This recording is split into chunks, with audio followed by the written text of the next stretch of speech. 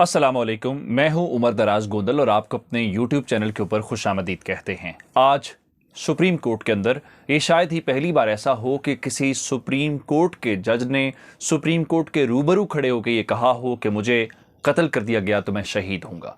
एक तो उनके कत्ल करने के मुतालिक बात हुई, फिर उनकी अहलिया ने आज वज़ीर आज़म इमरान खान के ऊपर इल्ज़ामात कुछ लगाए और कुछ सवालात जायज़ उठाए और कुछ सवालात के ऊपर डिबेट हो सकती है। फिर आज सुप्रीम कोर्ट की समाअत के दौरान ये भी मालूम हुआ कि शहजाद अकबर की तनख्वाह कितनी है और शहजाद अकबर किस महकमे के मुलाजिम रहे, और इसके अलावा कौन कौन से ऐसे जजेस हैं जस्टिस काजी फाइज ईसा के अलावा जिनकी फाइलें खुली हुई हैं, और कौन से ऐसे जजेस हैं जिनकी इस वक्त जासूसी हो रही है और ये जासूसी कौन कर रहा है, और इसके अलावा कौन कौन से ऐसे जजेस हैं जिनको हटाने के लिए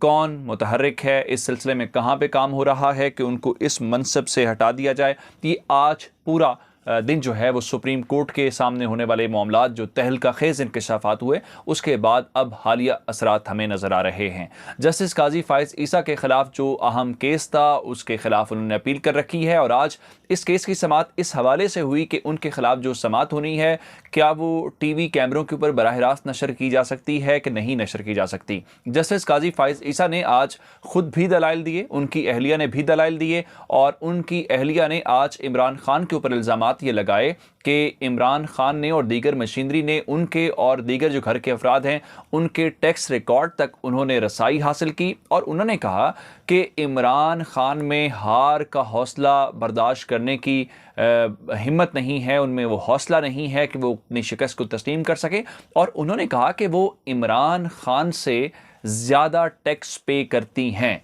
इसके अलावा काजी फाइज ईसा ने तनख्वाह और बताई, और सरीना साहिबा ने आज जो शहजाद अकबर की तनख्वाह बताई वो थोड़ी सी मुख्तलिफ थी। इस सिलसिले में बात हुई तो आज उन्होंने कहा कि उनके शौहर को हटाने के लिए वज़ीर आज़म, वज़ीर क़ानून और अटर्नी जनरल का उन्होंने नाम लिया, और इसके अलावा उनके ख़िलाफ़ क्या प्रोपेगेंडा हो रहा है, किस तरह से सोशल मीडिया के ऊपर उनके हवाले से कैंपेन चल रही है, उन्होंने इस सिलसिले में बात की है। उनको मिसालें दी गई अमरीका की, और उन्होंने कहा कि ज़रूरी नहीं है कि हम अमरीका को फॉलो करें और ना ही हम अमरीका के ग़ुलाम हैं, हम कायद-ए-आज़म मोहम्मद अली जिन्नाह के विजन के मुताबिक चीज़ों को कर सकते हैं। आज उनकी अहलिया ने जो इल्ज़ामात लगाए वो तो लगाए ही लगाए। आज काजी फाइज ईसा ने ख़ुद भी दलाइल देते हुए ये अदालत के रूबरू कहा कि उनको कत्ल किया जा सकता है। अब उन्होंने ये नहीं बताया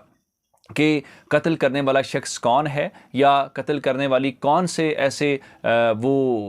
उसके पीछे एलिमेंट्स हो सकते हैं, कौन लोग होते हैं, इस बारे में उन्होंने कोई इशारा नहीं दिया। इसके अलावा उन्होंने आज जजेस को इस सिलसिले में मुतनब्बे किया है कि सिर्फ उनकी फाइल नहीं खुली हुई, ये जो कुछ हो रहा है सिर्फ उनके खिलाफ नहीं हो रहा। आप सब लोगों को तैयार रहना चाहिए कि इस किस्म का मामला तमाम ही जजेस के खिलाफ है, और तमाम ही जजेस की जो फाइलें हैं वो खुली हुई हैं। किसी की बारी किस वक्त आती है और उनकी बारी इस वक्त आ जाती है। फिर उन्होंने टैक्स के निज़ाम को लेकर कहा, और उनकी अहलिया ने आज अदालत के रूबरू कहा कि जब उन्होंने नौकरी शुरू की थी और शहजाद अकबर ने जो नौकरी शुरू की थी, काजी फाइज ईसा साहब ने आज कहा, जज साहब ने, कि इनकी तनख्वाह 8,000 रुपये थी और ये नैब के मुलाजिम थे। लेकिन मोहतरमा सरीना साहिबा ने यह फरमाया कि इनकी तनख्वाह उस वक्त कोई 25 या 35 हज़ार के उन्होंने करीब बताई। तो उन्होंने कहा जब मैंने अपनी जॉब शुरू की, मेरी जॉब की जो उस वक्त की तनख्वाह या सैलरी थी वो शहजाद अकबर से उस वक्त भी ज़्यादा थी। एक तो थोड़ा सा ये मामला था। फिर उन्होंने कहा कि जो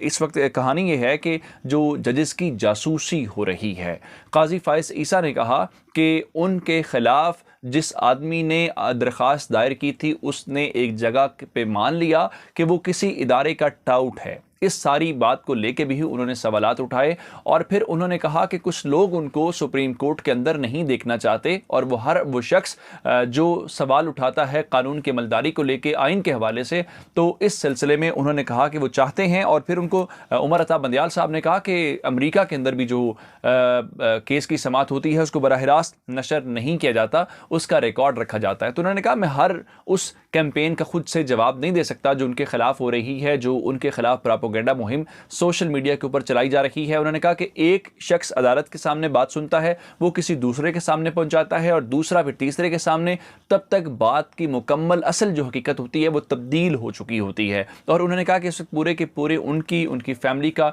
ट्रायल हो रहा है, जिसकी वजह से वो यकीनन उनको परेशानी का सामना है। और यही बात सरीना साहिबा ने फरमाया कि जब वो FBI में जाते रहे या सुप्रीम कोर्ट आते रहे तो उनकी फुटेजेस बनाई जाती हैं और इस मीडिया के ऊपर बैठे हुए कुछ लोग उनके ख़ानदान को लेके और उनके लेके कुछ ऐसी बातें करते हैं जिनका कोई ताल्लुक नहीं है। काजी फायज़ ईसा ने आज जो खुसूसन टारगेट किया वो शहजाद अकबर को किया, और सरीना साहिबा ने जो टारगेट किया उन्होंने फ़रूक नसीम को किया और उस वक्त के अटॉर्नी जनरल मंसूर अली ख़ान को किया। मंसूर के मुतालिक उन्होंने कहा, और ख़ासकर फ़रूक नसीम के मुतालिक उन्होंने कहा कि वो अदालत के साथ खेल रहे हैं, कभी वो वकील बन जाते हैं, कभी वो वज़ीर बन जाते हैं। लेकिन जो जज साहब हैं उन्होंने आज क्या किया कि उन्होंने कहा कि ये शहजाद अकबर जो खुद 8,000 रुपये के ऊपर नैब की मुलाजमत करते रहे, ये हमें अदलिया को लेक्चर देते हैं। उन्होंने कहा कि हम कोई अहमकों की जन्नत में नहीं रहते कि हम इनकी बात सुने। और उन्होंने फिर जो सरीना साहिबा ने शहजाद अकबर के मुतालिक भी गुफ्तगू की और उन्होंने कहा जब मेरी तनख्वाह शुरू हुई थी उससे क्या तनख्वाह थी, शहजाद अकबर की तनख्वाह क्या शुरू हुई थी, उसके बाद आज उनके टैक्स रिकॉर्ड को तो खंगाला जा रहा है, उनके टैक्स रिकॉर्ड तक रसाई हासिल की जा रही है और वो एफबीआर को जवाब भी दे रही हैं और अदालत को जवाब भी दे रही हैं। लेकिन शहजाद अकबर इन सालों में इतने अमीर शख्स बन गए हैं, लेकिन उनके असासों को लेके ना तो एफआईए मुतहरिक है और ना ही कोई और इदारा मुतहरिक है। उन्होंने कहा इस सिलसिले में उनसे भी जवाब तलबी होनी चाहिए। और फिर उन्होंने कहा कि उनके टैक्स रिकॉर्ड तक जो जून के महीने तक हासिल था उस तक रसाई हासिल की गई और ये भी गैर कानूनी था। और उन्होंने कहा कि जासूसी तो अपनी जगह पे, इस किस्म के किसी के टैक्स रिकॉर्ड के अंदर किसी को रसाई देना ये भी आइन के मुताबिक नहीं है। लेकिन जो असल बात थी वो काजी फायज़ ईसा के कत्ल को लेकर थी, जिसमें उन्होंने कहा कि उनको कत्ल करने की कोशिश की जा रही है या उनको कत्ल किया जा सकता है। फिर उन्होंने अदालत के सामने ये भी कहा कि अगर मुझे कत्ल कर दिया गया, तो उन्होंने अपनी ज़बान से ख़ुद को शहीद डिक्लेयर किया कि मैं इस सिलसिले में शहीद हूँगा। फिर ये बात आज ज़रूर हुई कि उनको मनसब से हटाने की कोशिश की जा रही है या कोशिश की गई है। हालांकि जो सदारती रेफरेंस था उसके ऊपर फैसला हो गया, लेकिन अब भी उनको लगता है कि उनको इस ओहदे से हटाने की कोशिश की गई है। लेकिन आज जब सरीना साहिबा दलाइल दे रही थी तो फिर अदालत ने उनको कहा कि इसके मेरिट के ऊपर केस के हवाले से कोई फैसला नहीं हो रहा या उसके ऊपर आज आर्गू नहीं किया जा रहा। आर्गू इस बात के ऊपर हो रहा है कि क्या कुछ समाअत लाइव हो सकती है या नहीं हो सकती, जिसके बाद अब केस की जो समाअत है वो कल के रोज तक मुलतवी कर दी गई है। लेकिन जो बुनियादी सवालात हैं वो ये हैं कि किसी मुल्क के अंदर सुप्रीम कोर्ट के जज के इस किस्म के इल्ज़ामात पब्लिक फोरम के ऊपर, हालांकि अब इस केस की भी एक तरह से लाइव समाअत ही हो रही है, जिस तरह से हम आपको अपडेट कर रहे हैं, यही बातें आपको मुख्तलिफ यूट्यूबर्स भी बता रहे हैं, ये मीडिया चैनल्स भी बता रहे हैं। तो कोई ऐसी बात नहीं जो आपसे छुपी हुई हो। तो मेरा ख्याल ये है कि अदालत शायद इस बात की इजाज़त ना दे कि उसको लाइव ब्रॉडकास्ट किया जा सके, क्योंकि मकसद तो पूरा हो रहा है। दूसरा, जज साहब ने इल्ज़ाम लगाया, लेकिन जज साहब एक क्रेडिबल शख्सियत हैं, एक बड़े मनसब के ऊपर बैठे हुए वो शख्सियत हैं, तो उन्होंने किसी शख्स का नाम नहीं लिया, ना ही उन्होंने अदालत के सामने कोई इस किस्म का कोई एविडेंस जो है वो प्रोड्यूस किया कि ये मुझे थ्रेट किया गया है या मुझे फॉलो किया गया है या मेरा कत्ल करने की। एक शख्स से मुतालिक धमकी की बात हुई थी, उसके मुतालिक भी FIR के इंदराज की दरखास्त दे दी गई थी और FIA को कहा गया था, लेकिन उसके अलावा आज सुप्रीम कोर्ट के अंदर सिवाय इल्ज़ामात के में कोई बात नज़र नहीं आई। तो आखिर में आपसे गुजारिश करेंगे कि हमारा यूट्यूब चैनल ज़रूर सब्सक्राइब कीजिए। आपका बहुत शुक्रिया।